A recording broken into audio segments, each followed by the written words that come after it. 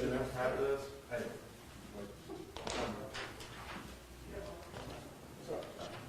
I need a chair with a yellow sticker.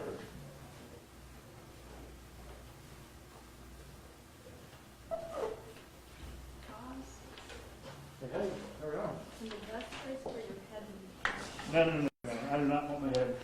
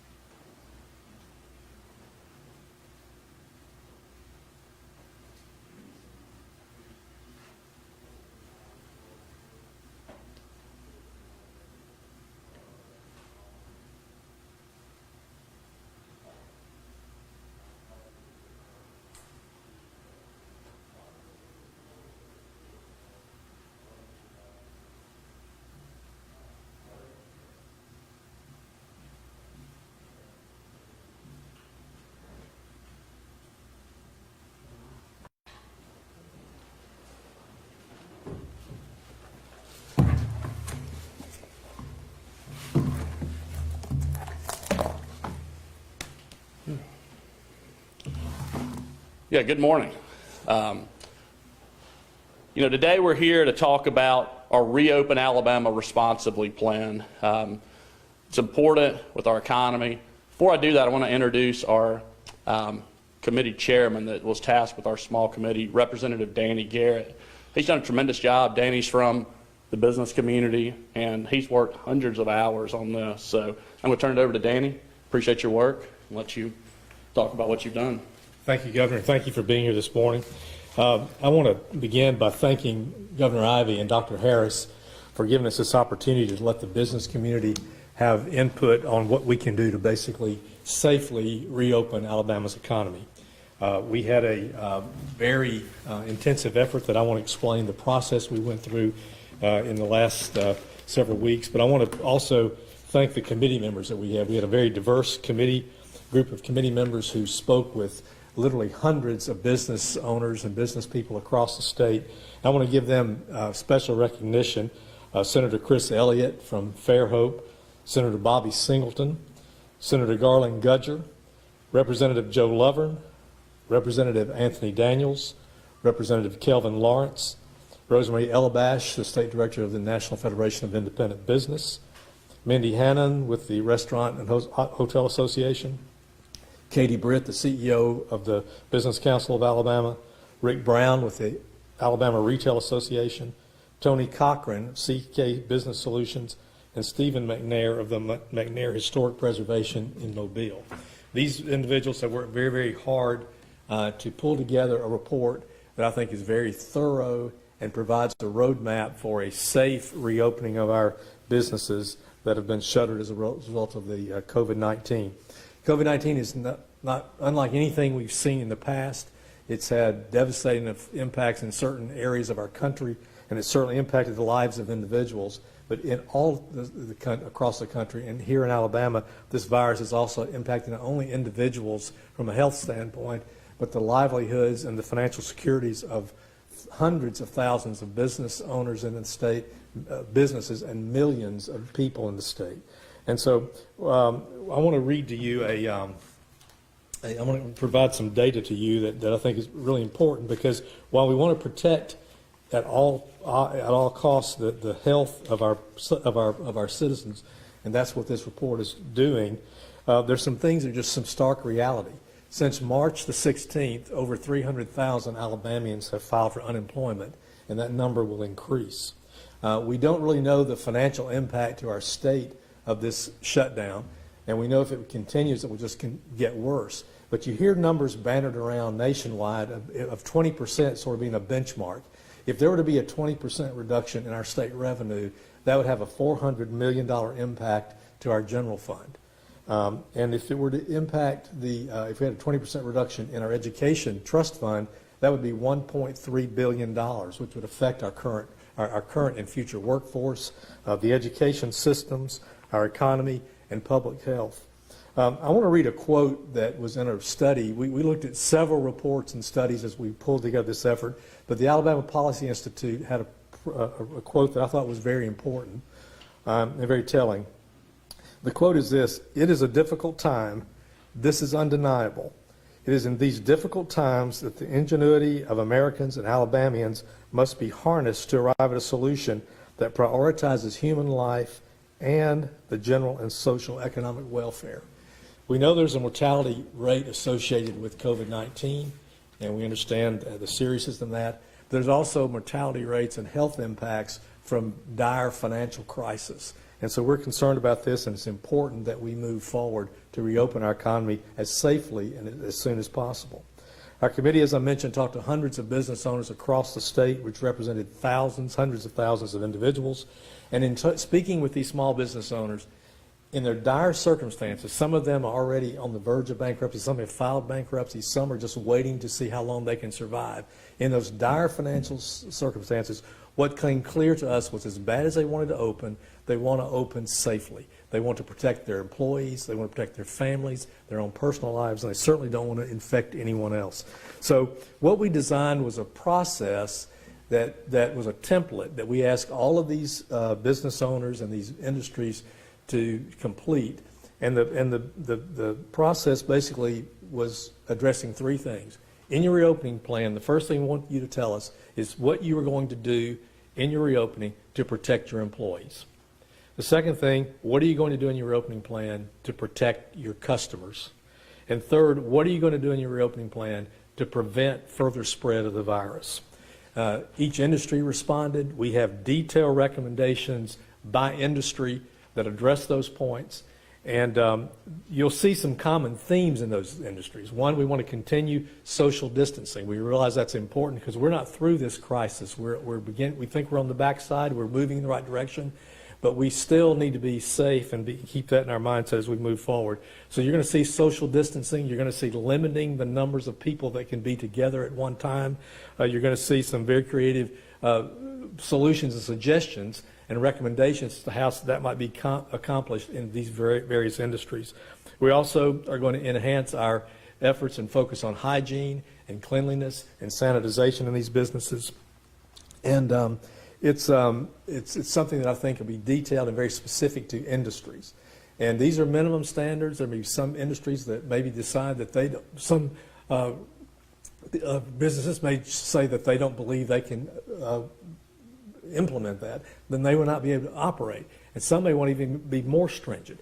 But the point is, those are paramount to what we're trying to do. There are two challenges that I want to mention, and one is the fact of testing. We understand there's a nationwide shortage of our ability to test, and we want to encourage the Department of Health and be supportive of them in their efforts to continue in testing, to increase testing, and to move as quickly as possible as we can get to rapid testing. And also, one key component to any business safety plan is going to be their personal protective equipment.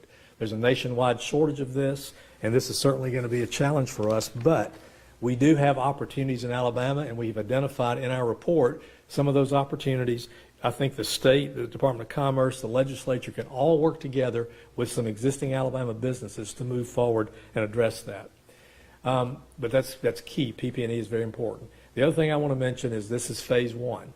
We're not reopening all of the businesses or recommending reopening all the businesses. We're not. We're doing things that we think can be safely done now. And as we move forward, we'll look to find other businesses and roll those out.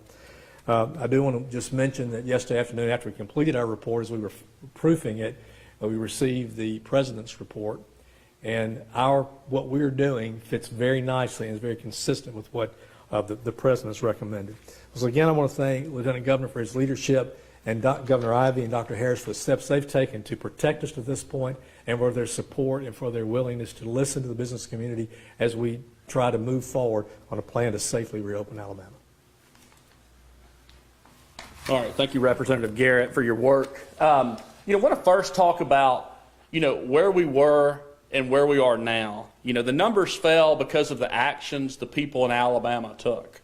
When you look at it, 2, 3, 4 weeks ago, our house in Alabama was on fire. If you look at these posters here, you've seen the 20% growth model that I had out there. And we were on track for many days in Alabama, consecutive days, where we were 20, 30%. If you look at that, if you have 20% growth for 30 days, it's 262,000 cases that would occur. If you have 15% growth for 30 days, it's 72,000.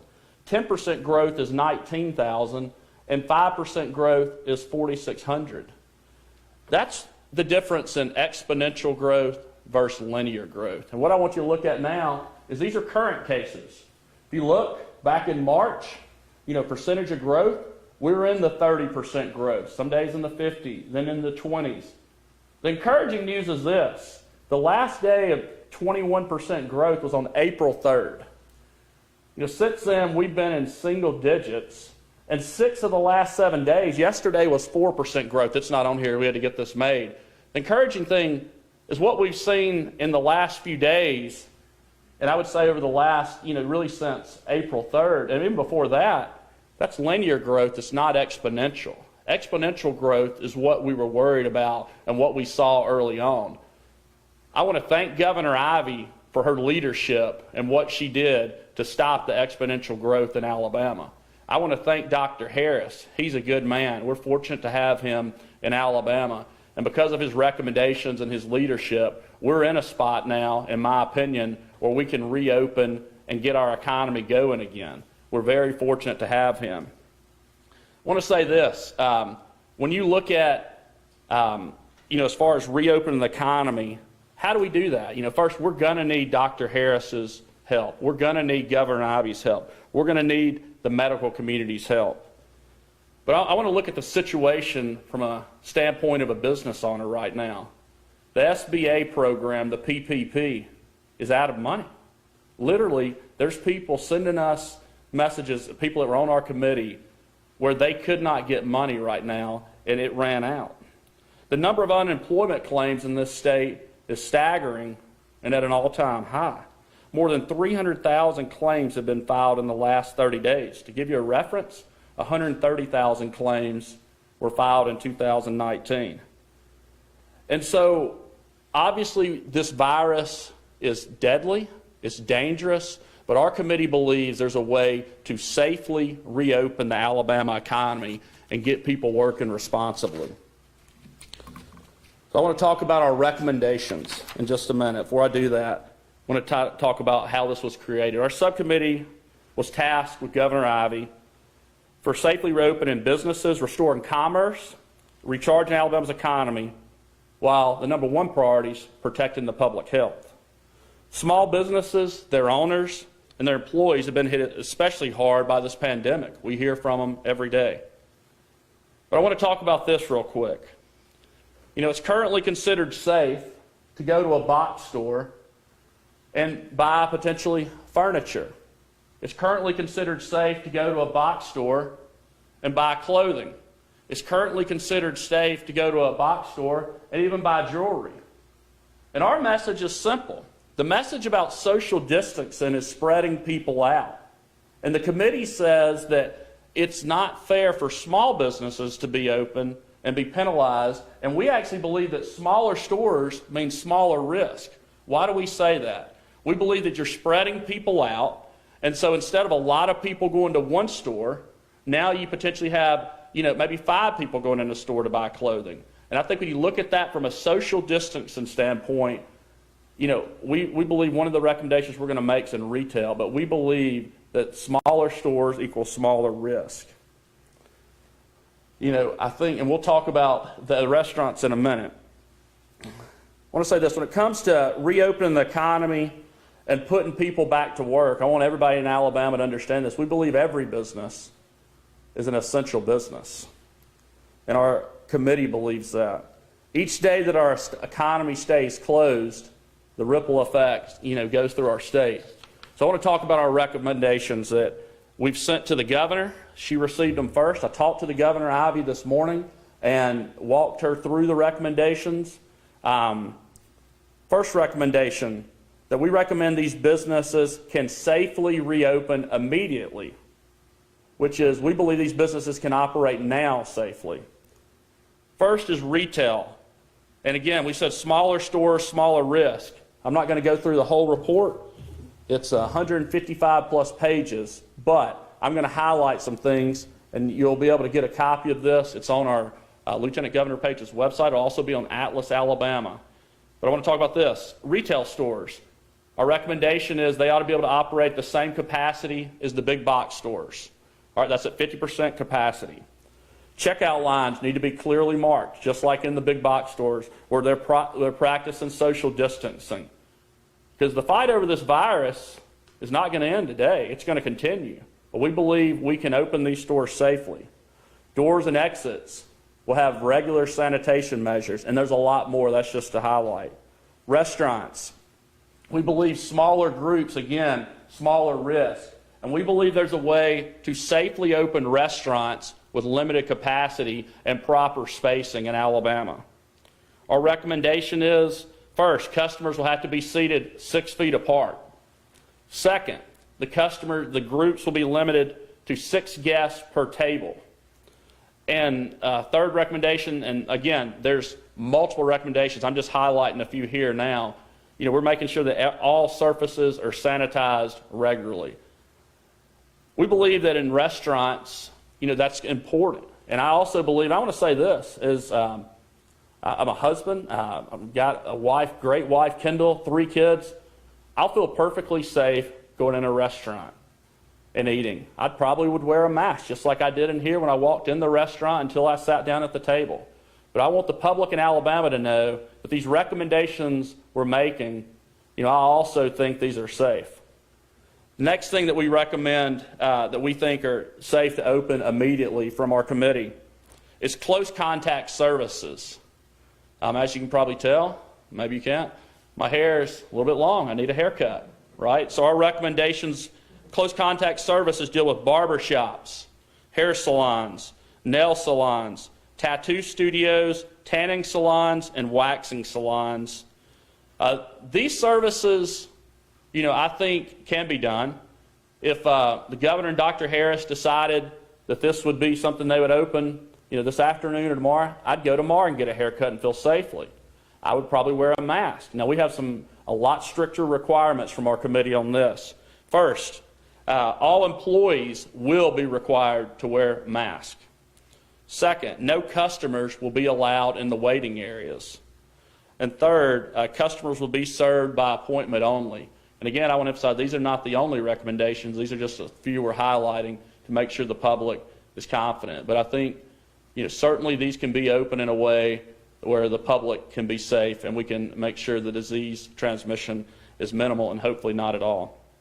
Next, our final recommendation for businesses we think can open immediately, and I think this directly ties in with unemployment. It directly ties in with people that are already working in essential businesses as well as these businesses that would be open, is child care facilities. And we are recommending to follow the CDC guidelines, obviously with sanitation, and also the CDC guidelines that recommends 11 children in a child care facility. We think that's important. Next recommendations deal with recommendations that our committee decided need to open on May 1st.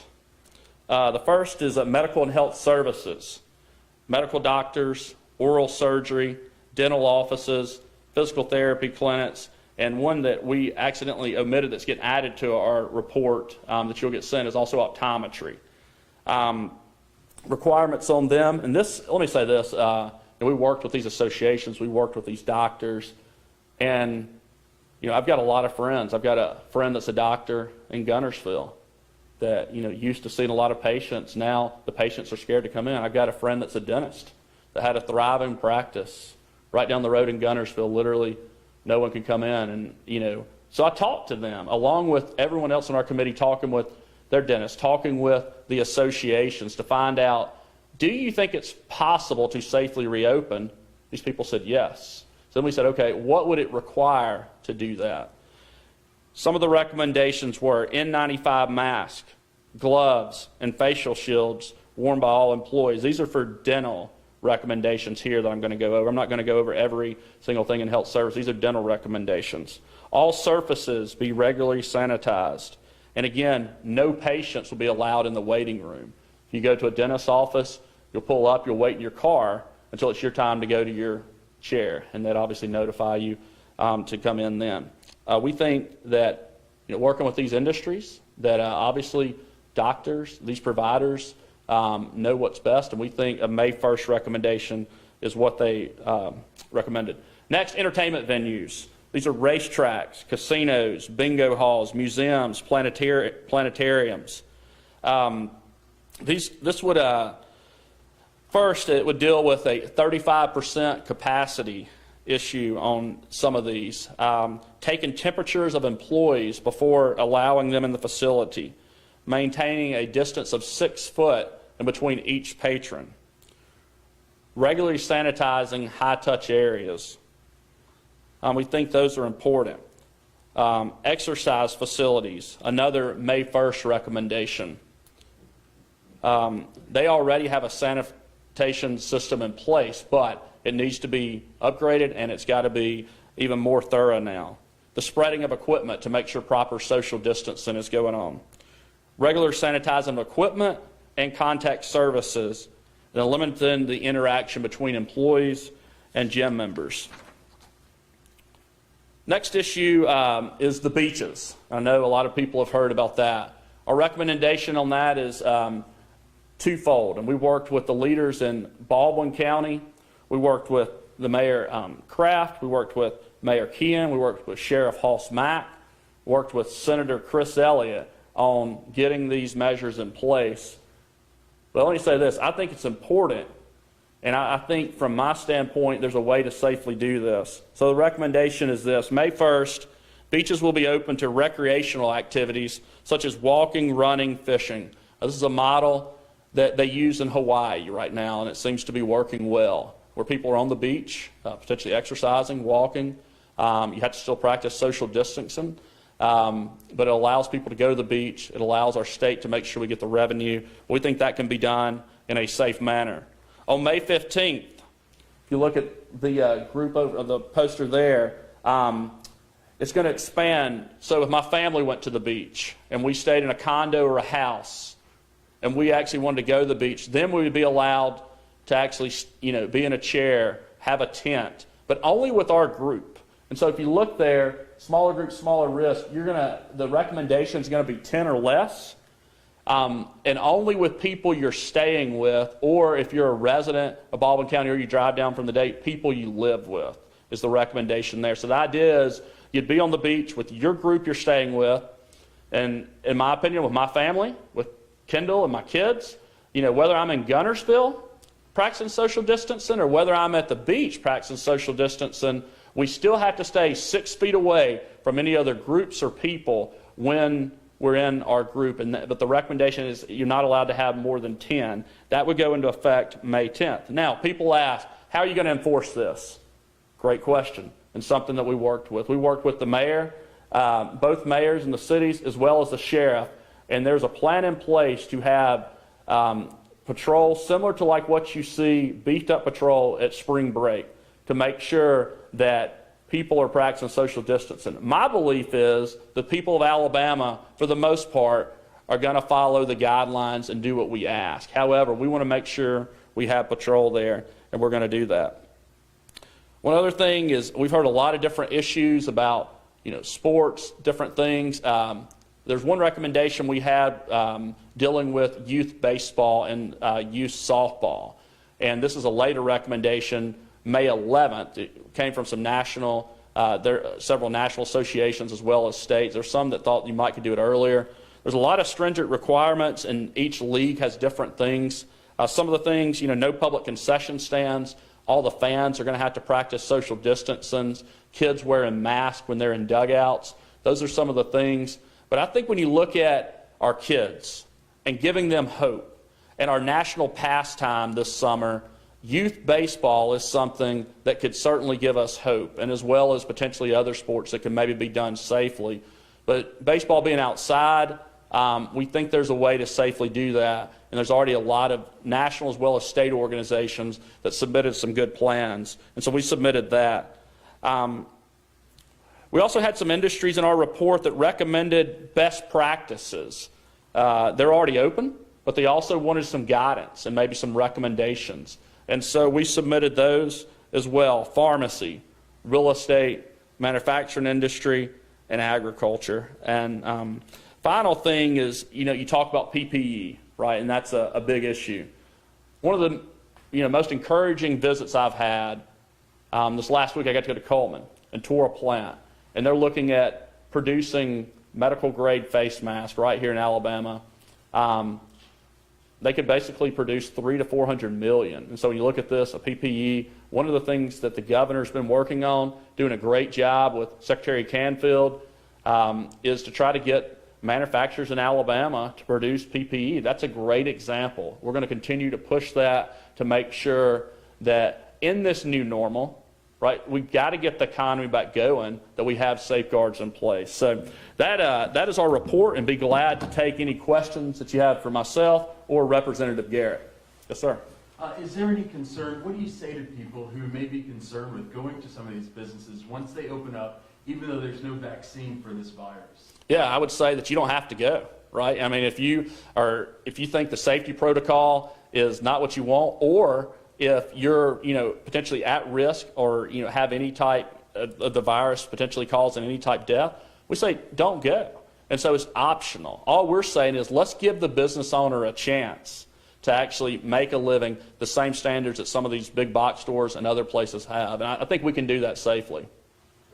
Lydia. How would, we talked about beaches being enforced, but thousands of restaurants, thousands of facilities, businesses, retail stores, how will that sanitation, the social distancing, those efforts be enforced on that standpoint by law enforcement? Yeah, you can take that one. Well, I think a couple of things. One, if you're going to have in-service restaurants, you're going to have to abide by these standards. So that's going to limit the number of people that can actually go inside a restaurant. You'll be limited to the number of people that can stand outside the restaurant in the waiting area. During this time, the restaurant industry has been very creative with the curbside, the pickup. I think those things will continue. So the fact is there'll be a limited number of people, and I think more people now will not be so concerned about going inside. They will have to choose another option. So how would that be enforced? I mean, would law enforcement be really involved here to make sure that those practices are being followed on the retail standpoint, on the restaurant standpoint? Talk about that. Or are you really going to rely on people to actually follow those? Well, I think there's several tiers of this. Number one, we make these recommendations to the governor and to Dr. Harris. So the Department of Health will certainly have its say on how things are regulated. Also, each of these associations will be expected to enforce the guidance of their members, and then certainly law enforcement will be keeping an eye out. So I think there will be multiple areas of check. Another thing I think is other people. I mean, I think you're saying everybody here, I've been in situations where somebody comes to me, I just hold my hand and say, stop, you're getting too close. There's 6 feet there. Some people are going to have to understand that. So I think people who are going to see violations, we encourage in this report, if you see a violation or somebody not adhering to standards, report that. So I think it's a combination of all of that. Lydia, I'll say one thing real quick to that too. I think when you looked at currently what's going on and the compliance we've had just from the restaurant industry, to your point, it's been great. I mean, I think the people of Alabama have respected the governor's order when it comes to restaurants. And the restaurants have done a good job of adapting. I think they'll do the same thing with this order. Todd. You've shown a lot of data here. You've obviously based a lot of this off of the data. There's concern about a resurgence, in the fall or in the future. Is there anything in this report, I haven't read the whole thing yet, is there anything in this report that would say if we do see an uptick, some kind of variations to the report or to the recommendations? Has that been considered at all? So I think, Todd, when you're looking at this going forward, I think if you talk to healthcare professionals, the way you monitor this stuff going forward is get our testing capacity up, and it's a test, trace, quarantine model where you go in and you don't necessarily shut down a business just because they have somebody who's positive, but you go in and you test the person that's positive and the people around them, and you find out who's actually positive in that business. And then, you sanitize the business, and the people that are positive, that day, right? And so they go out, they get quarantined, and then you have public health that's doing tracebacks. Anybody, those people that test positive have been around outside of that business, they go test them. I think that's how you manage this going forward. You don't shut down the business, but you use the model of a test, trace, quarantine. Obviously, our testing capacity's got to continue to go up. It is. And I think, it's been encouraging, but I think that's how you manage this going forward. I guess what I mean is if those numbers that have been improving suddenly start to, deteriorate and get worse, would you then recommend backing some of this up? Yeah, I think what we'll do is try to find out where the spread is occurring and eliminate the spread. Absolutely. I think the situation we were in before is, you couldn't pinpoint it. It was just growing everywhere. And so, the goal now is to try to do that through testing. I think that's the advantage we have now. So, the reopenings you said that you think could happen now, such as the small retail and the restaurants, the governor's orders in place until April 30th. Are you expecting her to amend that before then, or when you say reopen now, are you talking about after April 30th? We'd like for the governor to open those now and consider those, even amend her order to make them essential, or to potentially look at the data. If you look at it, we've had the president, if you looked at his guidelines, that came out yesterday, 14 days of, growth going down. Assuming if we have another percentage decrease today will be 14 days of percentage growth from April 3rd at 21. So, we're giving her recommendations on a narrow thing, and we'll let her make the decision. Well, when you talked with the governor this morning, what was her response, especially when it came to those small retail stores, when you're saying, hey, let's open those now, when the governor told me she kind of alluded to wanting to wait for all of the other 2-3 committees to kind of bring back their recommendations? Yeah, so we talked to the governor this morning, sent her the report, and she's reviewing it. Obviously, it's a big report, 155 pages, but she was very encouraged, very thankful to everyone. The governor loves the business in Alabama, and I think her desire is to protect people and also make sure our businesses are thriving. And so she's going to review it, and I'm sure make her recommendations. Mr. Lieutenant Governor, could this group come back and make some recommendations for schools opening up, whether it be summer or fall, or would you leave that up to the Department of Education? Yeah, so what we're focused on is small business. That's what this task force is. Now, we will continue to work. There's other small businesses that are impacted that we're going to continue to look at, and maybe later on might be appropriate to make different guidelines and recommendations. So this task force will stay together and continue to do work and continue to make recommendations, but not about school. That's not in our wheelhouse and not what we've been tasked to do. Yeah. Are you concerned with the workforce inside of a small business? One person is infected, it gets passed to employees, then what happens to the workforce of that business if a lower percentage of their employees are required to quarantine? Sure, yeah. I think that's certainly something that, small businesses are going to have to adapt to. And it'll probably be some times where they'll have to adjust what they're doing based on that. But, these are all uncharted territories. And, I just think what we heard consistently from business owners is give us a chance. Allow us to safely do what other businesses are already doing in this state. And I would argue that these businesses have been open. They're operating right now, essential businesses, and we're seeing the spread go down from a percentage daily growth standpoint. Now, those challenges will be up to each business to handle on their own, but I'm confident they can do that. Can I respond? Yeah, go ahead. Yeah, I just want to say, too, I think we have a little bit difference now that we have some experience behind us. When this order first came down, it was new, and so the retailers that were allowed to open were having to learn about social distancing and how to manage that, how to manage store capacities. And then just in the most recent order, that capacity was limited. Well, now as we start up these businesses, we have the benefit of what we've learned altogether, and they're starting with a very strict set of guidelines that I think will help in that regard. All right, we'll take one more question. Lydia. Can you do you have a couple businesses that are not allowed to open that you have not listed? What types of businesses or venues will just not be allowed to open in your recommendations? Sure, yeah. I think when you look at right now, movie theaters, any type concerts, I have a business that's a trade show, any type large gatherings, right?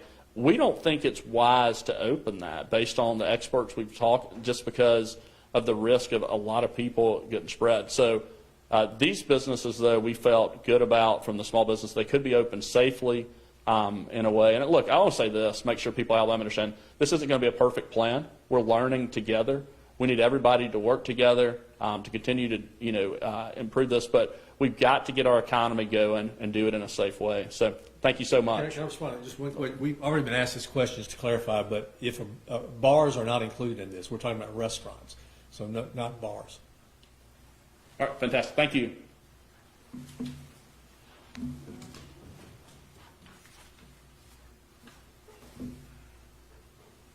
Does anybody need a copy of the press release before I leave?